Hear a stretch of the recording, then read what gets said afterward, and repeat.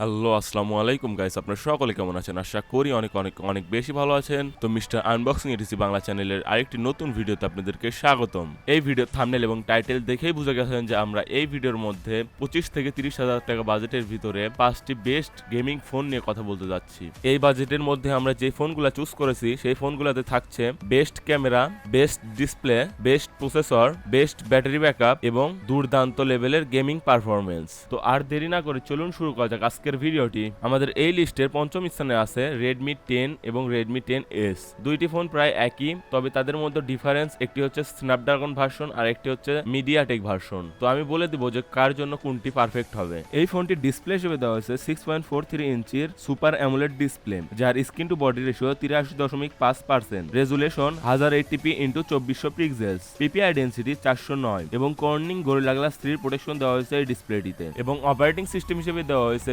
MIUI 12.5 based on Android 11 এবং Redmi 10 ফোনটিতে দেওয়া হয়েছে স্ন্যাপড্রাগন 778 11 ন্যানোমিটার অক্টাকোর SoC এবং GPU Adreno 612। আর 10S এ দেওয়া হয়েছে MediaTek Helio G95 12 nanometer octacore SoC, GPU Mali G76 MC4। ফোনটির মেইন ক্যামেরা হিসেবে দেওয়া হয়েছে 48 মেগাপিক্সেলের f1.8 ওয়াইড লেন্স, 8 মেগাপিক্সেলের f2.2 আল্ট্রা ওয়াইড লেন্স, 2 মেগাপিক্সেলের f2.4 ম্যাক্রো লেন্স এবং 2 মেগাপিক্সেলের f2.4 ডেপথ সেন্সর, যেটা দিয়ে ভিডিও করা যাবে 4K তে 30 fps এ এবং 1080p তে 30 এবং 60 fps এ। ফোনটির সেলফি ক্যামেরা হিসেবে দেওয়া হয়েছে 13 মেগাপিক্সেলের f2.5 ওয়াইড লেন্স, যেটাতে ভিডিও করা যাবে 1080p তে 30 fps এ। এই ফোনটি আনলক করার জন্য দেওয়া হয়েছে সাইড মাউন্টেন ফিঙ্গারপ্রিন্ট সেন্সর এবং ব্যাটারি হিসেবে দেওয়া হয়েছে 5000 mAh lithium polymer non removable battery এবং চার্জার হিসেবে দেওয়া হয়েছে 33 ওয়াটের ফাস্ট চার্জার। Redmi 10 এবং Redmi 10S দুইটি ফোনের দাম একই, দুইটি ফোনের দামই 21,999 টাকা। তো এখন কথা হচ্ছে কে কোন ফোনটি নেবেন। তো যারা গেমিং করতে চান এই বাজেটের ভিতরে তাদেরকে আমি অবশ্যই রিকমেন্ড করব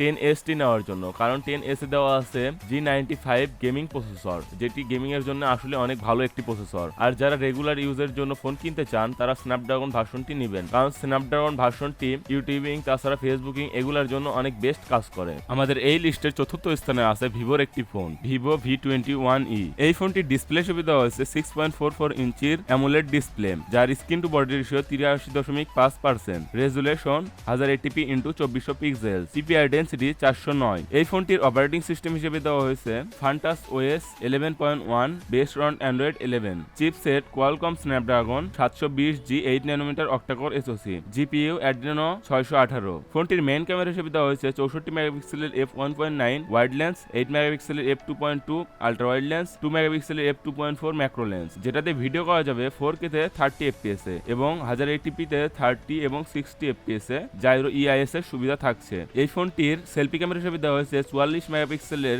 f2.0 ওয়াইড লেন্স, যেটাতে ভিডিও করা যাবে 4K তে 30 fps এ এবং 1080p তেও 30 fps এ। এই ফোনটি আনলক করার জন্য দেওয়া হয়েছে under display fingerprint sensor. Battery হিসেবে দেওয়া হয়েছে 4000 mAh lithium polymer non removable battery এবং চার্জার হিসেবে দেওয়া হয়েছে 33 ওয়াটের ফাস্ট চার্জার। তো এই ফোনটি তাদের জন্য বেস্ট হবে যাদের মেইন প্রায়োরিটি থাকবে ছবি তোলা, আর যারা ছবি তুলতে পছন্দ করেন তাদের জন্য এই ফোনটি দিয়ে আপনারা অনেক ভালো ছবি তুলতে পারবেন, তাছাড়াও ভিডিও কোয়ালিটি অনেক ভালো আসবে এবং সেলফি ক্যামেরাটা কিন্তু আসলে অনেক ভালো এই ফোনটির। আর যারা একটু অপটিমাইজ ছবি চান, যেমন একটু মেকআপ করা অথবা চেহারাটা অনেক সুন্দর দেখায় এরকম যারা ছবি চান তাদের জন্য এই ফোনটি বেস্ট, কারণ ভিভোর ক্যামেরাতে আপনারা অনেক অপশন পাবেন, যে অপশনগুলো দ্বারা আপনাদের আর ছবি এডিট করতে হবে না, অটোমেটিক এডিট হয়ে ছবি চলে আসবে। তো যারা আসলে ছবি অনেক ভালোবাসেন এবং সোশ্যাল মিডিয়া রেডি ছবি চান তাদের জন্য এই ফোনটি বেস্ট চয়েস হতে পারে। তো এই ফোনটির বাংলাদেশে অফিসিয়াল প্রাইস 128GB 27,000 টাকা। তো আমাদের এই লিস্টে তৃতীয় স্থানে আছে স্যামসাং গ্যালাক্সি F62। এই ফোনটির ডিসপ্লে হিসেবে দেওয়া হয়েছে 6.7 ইঞ্চির সুপার অ্যামোলেড প্লাস ডিসপ্লে, যার screen to body ratio 86.7%, PPI density 393, resolution 1080p × 2400 pixels. এই ফোনটির অপারেটিং সিস্টেম হিসেবে দেওয়া হয়েছে One UI 3.1 based on Android 11, chipset Exynos 9825 7 nanometer octacore SoC, GPU Mali G76 MP12। ফোনটির মেইন ক্যামেরা হিসেবে দেওয়া হয়েছে 64 মেগাপিক্সেলের f1.8 ওয়াইড লেন্স, 12 মেগাপিক্সেলের f2.2 আল্ট্রা ওয়াইড লেন্স, 5 মেগাপিক্সেলের f2.4 ম্যাক্রো লেন্স এবং 5 মেগাপিক্সেলের f2.4 ডেপথ সেন্সর। এই ফোনটির মেইন ক্যামেরাটি দিয়ে ভিডিও করা যাবে 4K তে 30 fps এ এবং 1080p তেও 30 fps এ। ফোনটির সেলফি ক্যামেরা হিসেবে দেওয়া হয়েছে 32 মেগাপিক্সেলের f2.2 ওয়াইড লেন্স, যেটা দিয়েও ভিডিও করা যাবে 4K তে 30 fps এ। এই ফোনটি আনলক করার জন্য দেওয়া হয়েছে সাইড মাউন্টেন ফিঙ্গারপ্রিন্ট সেন্সর এবং ব্যাটারি হিসেবে দেওয়া হয়েছে 7000 milliampere hour lithium polymer non removable battery এবং চার্জ করার জন্য দেওয়া হয়েছে 25 ওয়াটের ফাস্ট চার্জার। এই ফোনটির বাংলাদেশে অফিসিয়াল প্রাইস 27000 টাকা। আমাদের এই লিস্টের দ্বিতীয় স্থানে আছে খুব কম টাকার ভিতরে অনেক বেস্ট একটি ফোন Realme 8। এই ফোনটির ডিসপ্লে হিসেবে দেওয়া হয়েছে 6.4 ইঞ্চির সুপার অ্যামোলেড ডিসপ্লে, যার screen to body ratio 83.3%, PPI density 411, resolution 1080p x 2400 pixels. এই ফোনটির অপারেটিং সিস্টেম হিসেবে দেওয়া হয়েছে Realme UI 2.0 based on Android 11। Processor হিসেবে দেওয়া হয়েছে MediaTek Helio G95 12 nanometer octa-core SoC, GPU Mali G76 MC4। ফোনটির মেইন ক্যামেরা হিসেবে দেওয়া হয়েছে 64 মেগাপিক্সেলের f1.8 ওয়াইড লেন্স, 8 মেগাপিক্সেলের f2.3 আল্ট্রা ওয়াইড লেন্স, 2 মেগাপিক্সেলের f2.4 ম্যাক্রো লেন্স, 2 মেগাপিক্সেলের f2.4 ডেপথ সেন্সর। এই ফোনটির মেইন ক্যামেরাটি দিয়ে ভিডিও করা যাবে 4K তে 30 fps এ এবং 1080p তে 30, 60 এবং 120 fps এ ভিডিও করার সুযোগ থাকছে। এই ফোনটির সেলফি ক্যামেরা হিসেবে থাকছে 16 মেগাপিক্সেলের f2.5 ওয়াইড লেন্স, যেটাতে ভিডিও করা যাবে 1080p তে 30 এবং 120 fps এ। এই ফোনটি আনলক করার জন্য দেওয়া হয়েছে আন্ডার ডিসপ্লে ফিঙ্গারপ্রিন্ট সেন্সর এবং ব্যাটারি হিসেবে দেওয়া হয়েছে 5000 milliampere hour lithium polymer non removable battery এবং চার্জ করার জন্য দেওয়া হয়েছে 30 ওয়াটের ফাস্ট চার্জার। এই ফোনটির বাংলাদেশে official price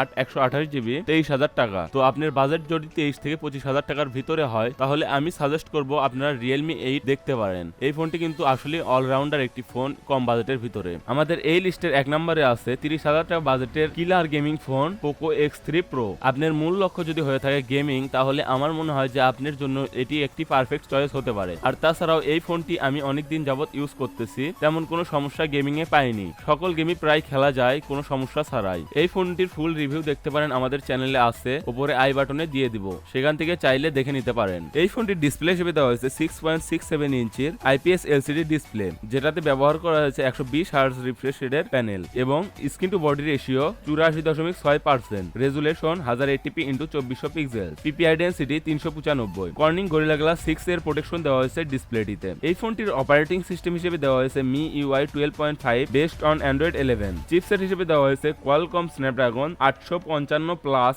7 nanometer octa-core SoC, GPU Adreno 640। ফোনটির মেইন ক্যামেরা হিসেবে দেওয়া হয়েছে 48 মেগাপিক্সেলের f1.8 ওয়াইড লেন্স, 8 মেগাপিক্সেলের f2.2 আল্ট্রা ওয়াইড লেন্স, 2 মেগাপিক্সেলের f2.4 ম্যাক্রো লেন্স, 2 মেগাপিক্সেলের f2.4 ডেপথ সেন্সর। এই ফোনটি দ্বারা ভিডিও করতে পারবেন 4K তে 30 fps এ এবং 1080p তে 30, 60 এবং 120, 240 fps পর্যন্ত ভিডিও করতে পারবেন। আর তাছাড়া এই ফোনটিতে 1080p তে 960 fps পর্যন্ত ভিডিও করার সুযোগ থাকছে। আর তাছাড়া ভিডিওতে জাইরো EIS এর সুবিধাও থাকছে। এই ফোনটির সেলফি ক্যামেরা হিসেবে দেওয়া হয়েছে 20 মেগাপিক্সেলের f2.2 ওয়াইড লেন্স, যেটাতে ভিডিও করতে পারবেন 1080p তে 30 fps এ। এই ফোনটি আনলক করার জন্য দেওয়া হয়েছে সাইড মাউন্টেন ফিঙ্গারপ্রিন্ট সেন্সর। ফোনটির ব্যাটারি হিসেবে দেওয়া হয়েছে 5160 milliampere hour lithium polymer non removable battery এবং এই ফোনটি চার্জ করার জন্য 33 ওয়াটের ফাস্ট চার্জার দেওয়া আছে, যেটা দিয়ে 60% চার্জ করতে সময় লাগবে মাত্র 30 মিনিট এবং 100% চার্জ করতে সময় লাগবে মাত্র 60 মিনিট। তো এই ফোনটির অনেক চাহিদার কারণে বাংলাদেশে কিন্তু প্রাইসটা অনেক হাই হয়ে গেছে।